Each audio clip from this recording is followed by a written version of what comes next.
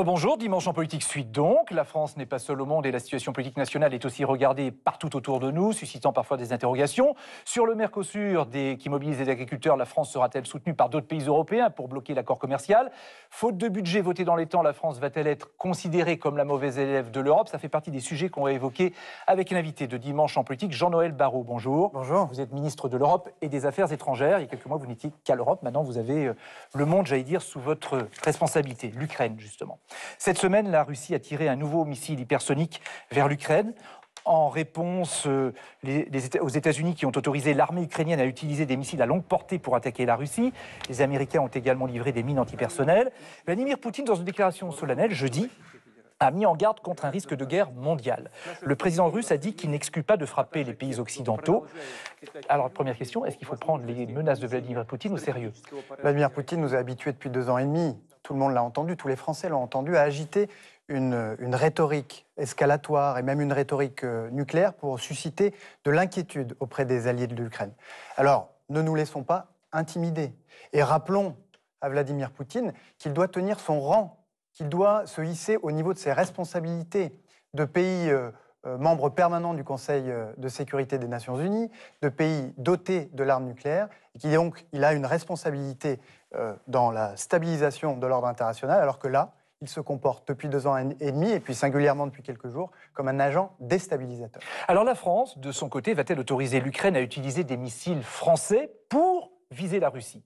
Le président de la République, au mois de mai dernier, lorsqu'il s'est rendu en Allemagne, a exprimé très clairement que l'Ukraine doit pouvoir neutraliser des cibles militaires en Russie lorsque ces cibles permettent à la Russie d'agresser les Ukrainiens. C'est un principe de légitime défense et il est reconnu par le droit international. Et même avec des missiles s'il le faut?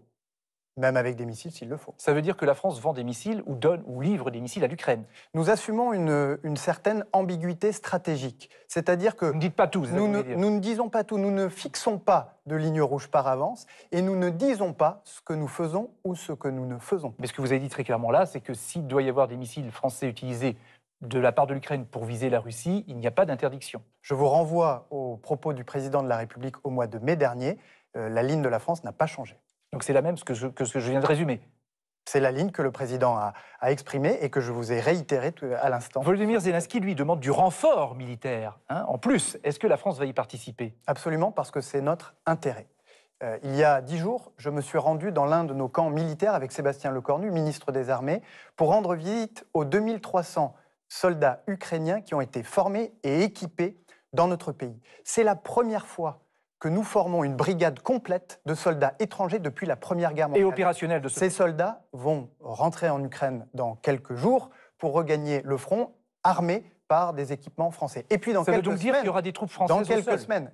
Ce sont des soldats ukrainiens que nous venons de former. D'accord, mais est-ce qu'il y aura aussi à côté qui ont été formés et équipés avec du matériel français. Il y aura aussi à côté d'eux des Français au sol. Et dans quelques semaines, c'est le Mirage français qui volera dans le ciel de l'Ukraine, conformément aux engagements que Emmanuel Macron a pris devant le président Zelensky au mois de juin dernier. On va parler du Proche-Orient. Israël poursuit ses bombardements au Liban. Hier, à Beyrouth, un immeuble résidentiel a été détruit, faisant plus de 50 morts. L'ambition, c'est, de la part d'Israël, de détruire le Hezbollah, considéré comme l'un des ennemis d'Israël, au même titre que le Hamas. La position de la France, c'est le cessez-le-feu, que ce soit à Gaza ou au Liban. Vous le répétez régulièrement, vous aussi, à l'Assemblée nationale. Mais pour l'instant, ça n'a aucune conséquence. Qui peut influencer, faire entendre raison à Benyamin Netanyahou? Depuis 2 mois, depuis le début de cette incursion terrestre israélienne au Liban, qui provoque dans ce pays déjà si fragile des conséquences très lourdes et qui me préoccupent très vivement, nous avons avec nos partenaires américains proposé une formule pour que cesse le feu, mais aussi pour que durablement la paix puisse revenir au Liban, que la souveraineté du Liban puisse être garantie, de même que la sécurité d'Israël, et pour que les déplacés des 2 côtés, les personnes qui ont dû quitter leur foyer à cause des hostilités, eh bien, elles puissent y rentrer. Sauf que rien ne change. Sauf que rien ne change. Je constate qu'après de nombreux échanges avec toutes les parties en présence, une fenêtre d'opportunité est en train de s'ouvrir, et j'appelle toutes les parties à s'en saisir. Pourquoi? Qu'est-ce qui a changé? Quelle est cette fenêtre d'opportunité? Eh bien, c'est qu'à force de diplomatie, à force de travailler avec les parties en présence sur les paramètres qui permettent d'assurer à la fois la sécurité d'Israël, mais aussi l'intégrité territoriale du Liban, nous sommes, je crois, en train de parvenir à une solution qui peut être acceptable par toutes les parties et qu'elles doivent saisir Et qui pour peut que, aboutir à un pour que le cessez-le-feu, feu ça veut cesse dire. et pour que la catastrophe humanitaire cesse Je vous trouve également. optimiste. Vous voulez Je dire suis que... prudent. Je D'accord. constate juste qu'une fenêtre d'opportunité est en train Donc de ça voudrait s'ouvrir. dire que ça pourrait être il rapide. appartient aux belligérants de s'en saisir. Et au Benyamin plus vite Netanyahou en possible. premier lieu, non? Bien sûr.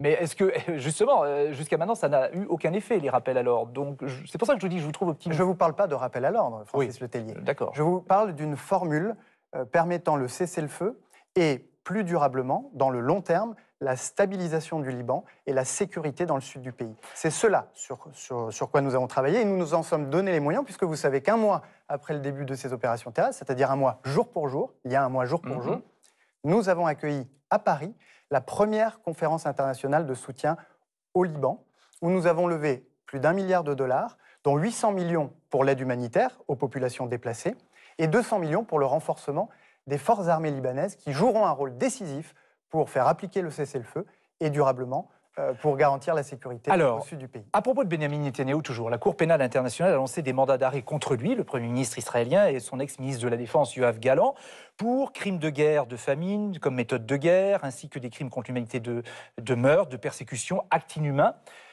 Que va faire la France? Est-ce que la France va respecter à la lettre la décision de la Cour pénale internationale? D'abord, il faut rappeler ce que c'est que cette décision. C'est la formalisation d'une accusation, ça n'est pas un jugement à ce stade.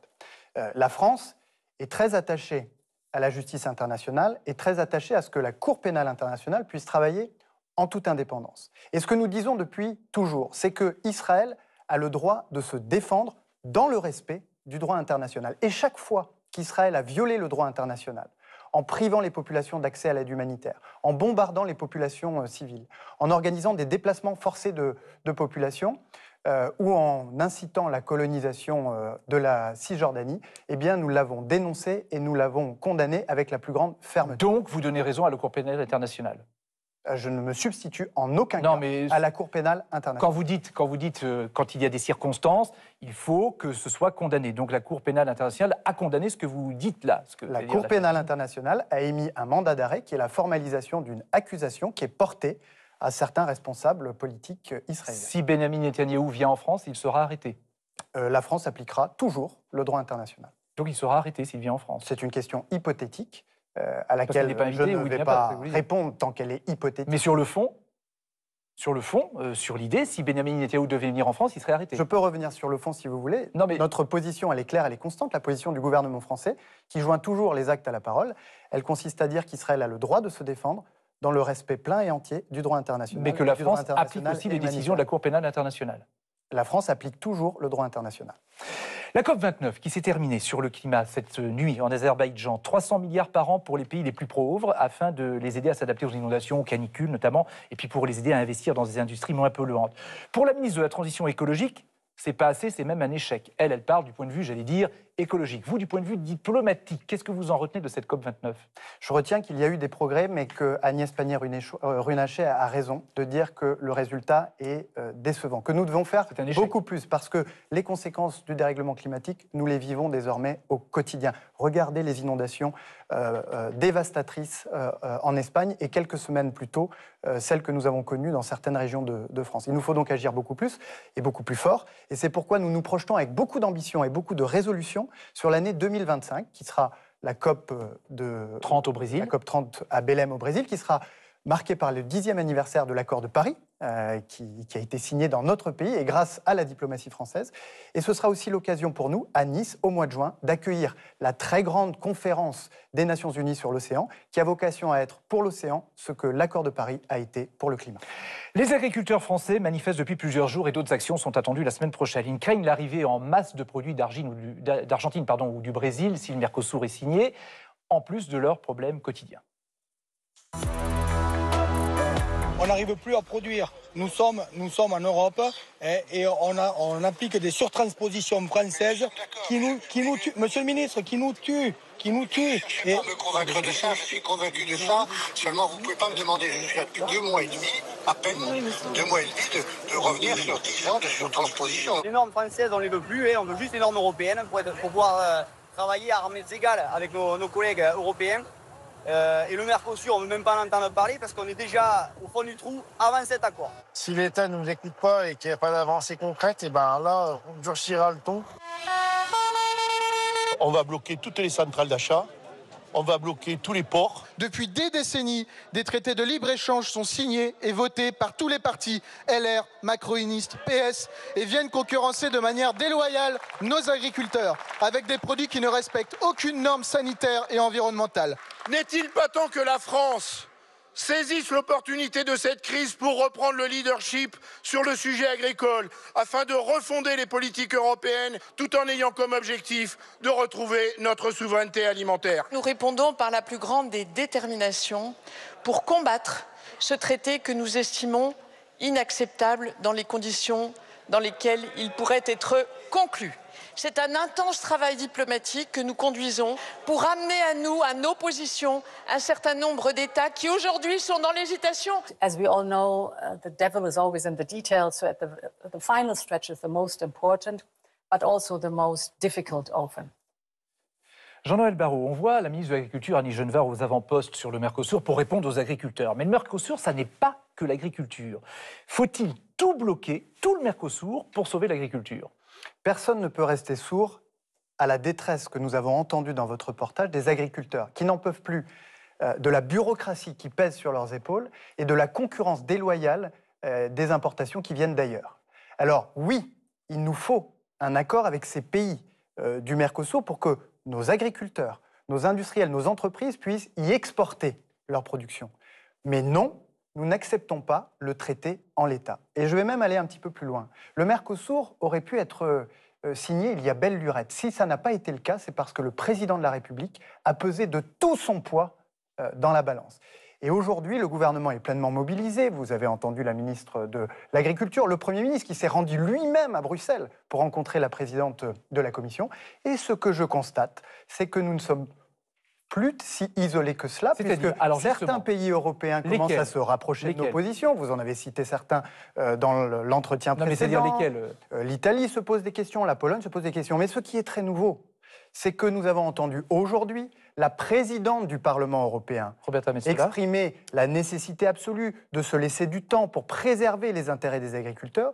Et puis le président de la République, qui était la semaine dernière en Argentine, a pu entendre de la part de Javier Milei, le président de l'Argentine, ses réserves lui aussi sur certaines dimensions. Donc vous dites que ce ne sera pas signé du jour au lendemain, cette histoire. Il faut le retravailler de toute évidence. Et on peut se donner du temps pour ça, des années. C'est important. Mardi aura lieu à l'Assemblée nationale et au Sénat un débat sur le Mercosur avec probablement une unanimité contre. Qu'est-ce que ça changera à vos yeux, cette unanimité de la représentation nationale ? D'abord, c'est toujours sain et naturel que nous puissions débattre des questions de commerce international au Parlement. Ensuite, ce que ça démontrera, c'est l'unanimité des Français derrière leurs agriculteurs. La France refusera toujours que l'agriculture soit une variable d'ajustement. En attendant, il y a un autre dossier qui va revenir, c'est l'immigration. En Europe et en France, c'est un sujet central. Et fin janvier, Bruno Retailleau veut relancer une loi avec notamment l'automaticité du droit du sol qui serait remis en cause, qui durcit les conditions d'obtention des titres de séjour et qui met fin à l'aide médicale d'État. J'insiste là-dessus, parce que ça fait débat au sein du socle central. Vous êtes du MoDem vous-même. Pour vous, d'abord, est-ce que cette loi est une urgence ? Je crois que la priorité des priorités, c'est d'appliquer les textes que nous avons déjà adoptés. Donc il n'y a pas d'urgence. En janvier dernier, on a adopté une loi sur l'immigration. Il faut que nous puissions prendre les décrets, et je dois en prendre ma part. C'est-à-dire que nous devons prendre les textes qui permettent à la loi d'être appliquée. Donc il n'y a pas d'urgence à faire une autre loi. Nous avons, au mois de juin, adopté un pacte, une série de lois européennes sur l'immigration. Il faut commencer par les appliquer. Donc il n'y a pas besoin d'une autre loi pour l'instant, si je vous entends. Ça sera au Premier ministre d'en décider le moment venu, mais faisons les choses dans l'ordre. Et l'aide médicale d'État, vous, à titre personnel, vous pensez qu'il faut la supprimer ? Commençons par appliquer les lois que nous nous sommes données, les outils que nous avons cherché à obtenir pour mieux gérer cette politique et, on a compris le message. Et faire en sorte qu'elle soit à la hauteur. On a compris le message. Depuis 7 ans, votre parti, le MoDem, avec François Bayrou, soutient Emmanuel Macron avec des postes clés au gouvernement à l'image de votre arrivée aux Affaires étrangères. Il était déjà au Quai d'Orsay, ministre de l'Europe. Le voilà dans le grand bureau, entouré des objets qui racontent la grande histoire. C'est l'encrier de Talleyrand que vous voyez sur le bureau, qui n'a jamais quitté ce bureau, en réalité. Talleyrand qui fut l'un des fondateurs de l'art diplomatique. Et l'art diplomatique se nourrit de politique. C'est sur le globe offert par François Mitterrand à Roland Dumas que Jean-Noël Barrot refait en mémoire ses derniers déplacements. On est allé aux États-Unis pour l'Assemblée générale des Nations Unies, avant d'aller au Liban, puis dans la région du Golfe, ainsi qu'en Israël et dans les territoires palestiniens. Justement, c'est à Jérusalem, où des policiers israéliens s'en prennent à des gendarmes français. Le ministre sort de ses gonds. Je veux le dire, avec beaucoup de fermeté et avec beaucoup de gravité, cette situation est inacceptable. Même dans l'hémicycle, il se doit d'incarner la voix de la France, pas celle de Jean-Noël Barrot, ministre macroniste, tendance modem. Monsieur le député, la France se situe et se situera toujours dans un seul camp, celui du droit international et celui de la justice. Ça vous laisse pas tellement le temps de retourner à Yssingeaux, tout ça. Et vous le voyez derrière vous, les coqs d'Yssingeaux, l'emblème d'Yssingeaux est présent aussi dans ce bureau. Ils m'ont suivi dans toutes les responsabilités politiques que j'ai exercées. On les retrouve ici. Yssingeaux, Haute-Loire, c'était le fief de son père, Jacques Barrot, figure du centrisme et de la démocratie chrétienne. Le fils alors était prêt à se lancer. J'ai été associé depuis mon plus jeune âge aux campagnes dès celles de Maastricht. J'avais moi-même composé avec mes mains enfantines un petit tract que j'avais distribué dans mon quartier. Mais l'héritage politique de Jacques Barrot était déjà préempté par un certain Laurent Wauquiez, qui fera de la Haute-Loire et de sa région son fief.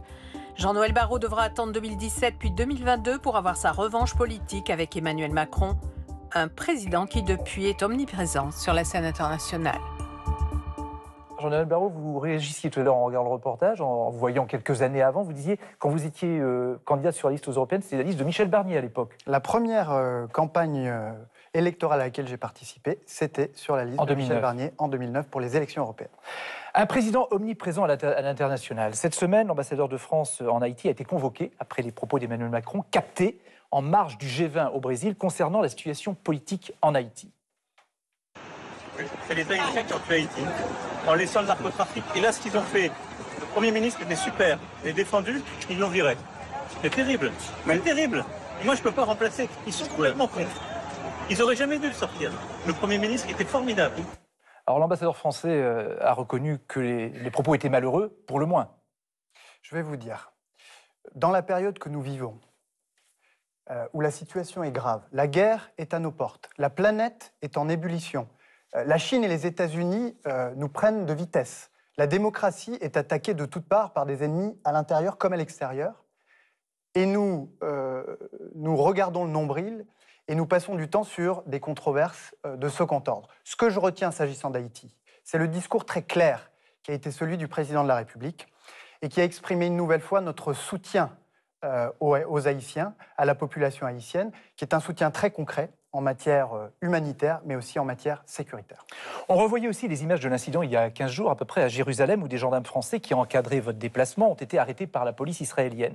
Est-ce que ça reste un épisode traumatisant pour vous, ça ? C'est un épisode qui ne doit certainement pas se reproduire. C'est sûr. C'est mais vous aviez la voix blanche, hein, on vous entendait. C'était traumatisant à ce moment-là.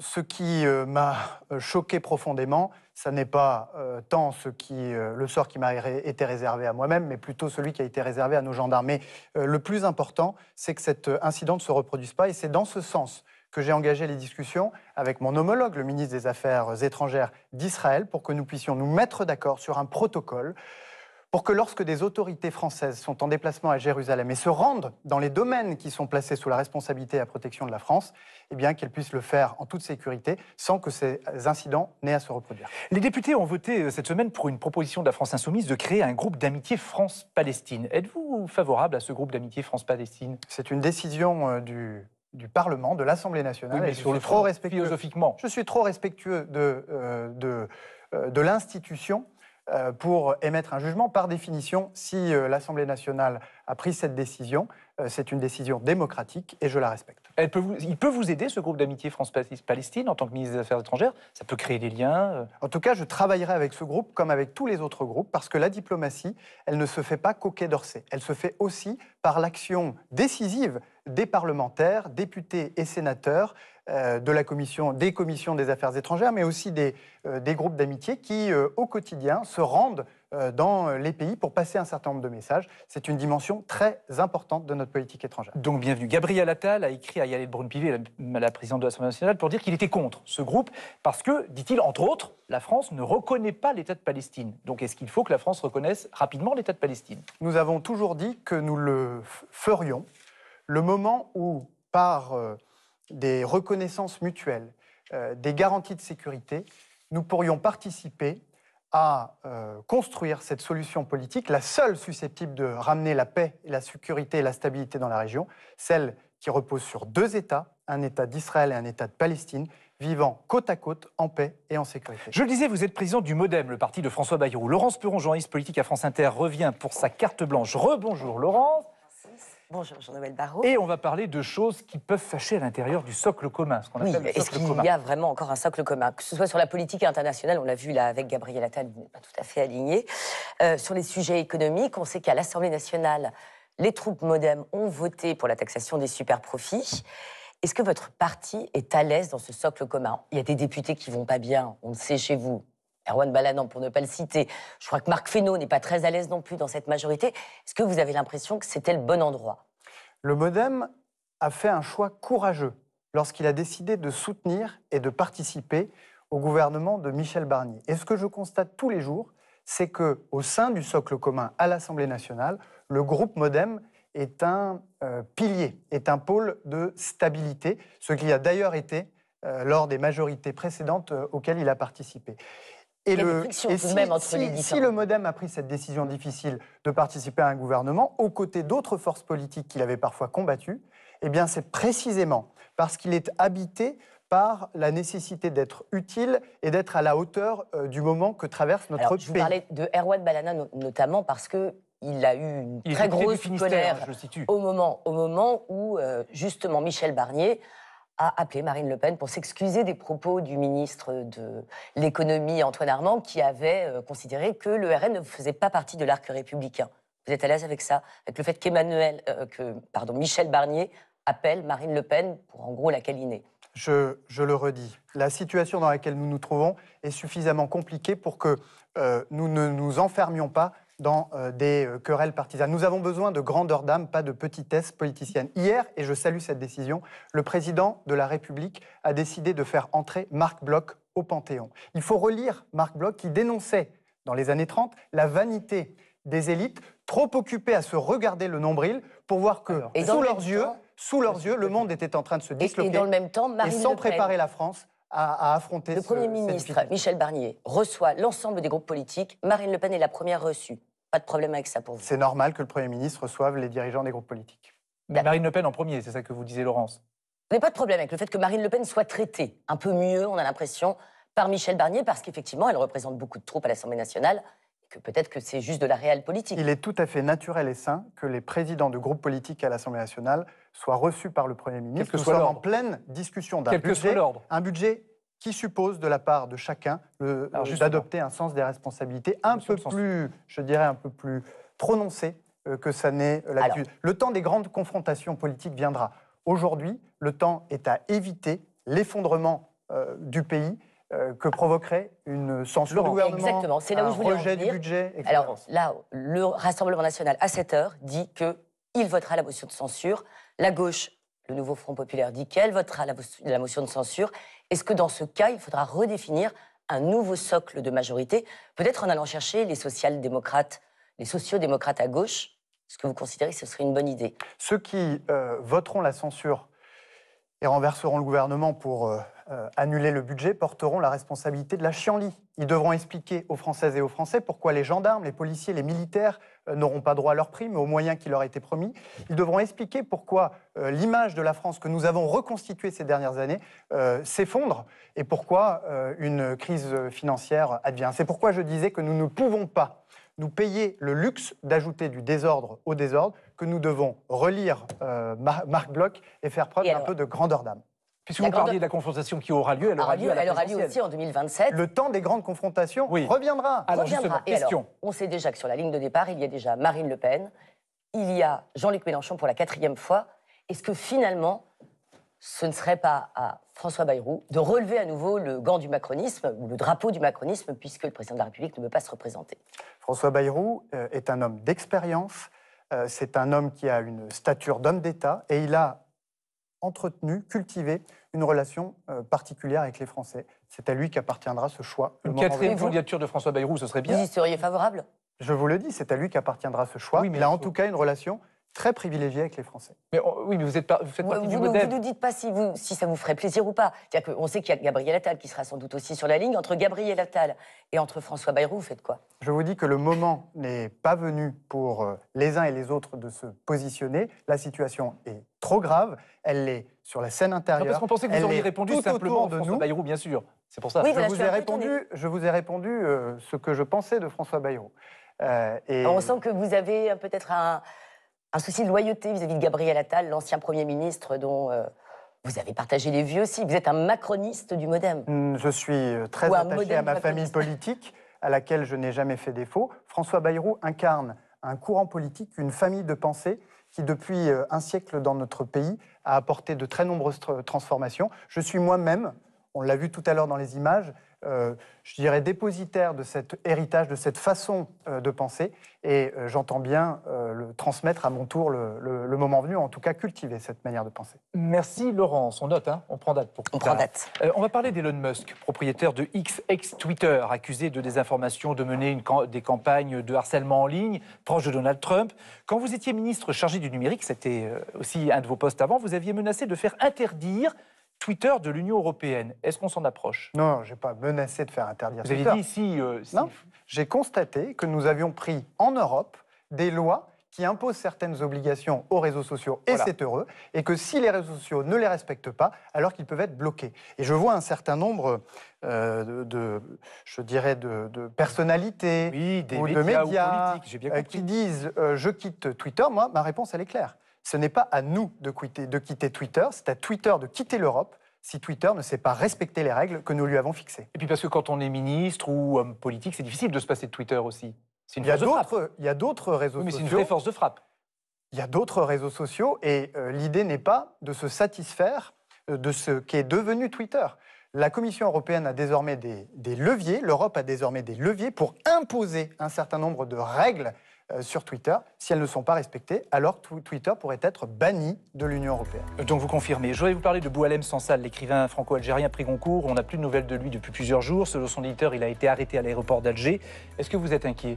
Le président de la République a exprimé sa vive préoccupation. Je la partage. De très nombreux Français la partagent. C'est pourquoi les services de l'État sont mobilisés à tous les étages et que nous suivons, je suis personnellement, sa situation d'heure en heure. C'est la seule réaction, parce que pour l'instant, il y a eu silence radio de la part des autorités de l'État. Donc vous dites, vous c'est suivi de minute par minute. Vous me réinviterez si vous le souhaitez pour que je puisse commenter le moment venu. Merci Jean-Noël Barrot d'avoir accepté notre invitation dans Dimanche en Politique. Réalisation Tristan Noël, la rédaction en chef Claire Sébastien. Tout de suite, l'actualité de la mi-journée dans votre région, ici 12-13. Bon après-midi, bonne semaine, merci et à dimanche prochain.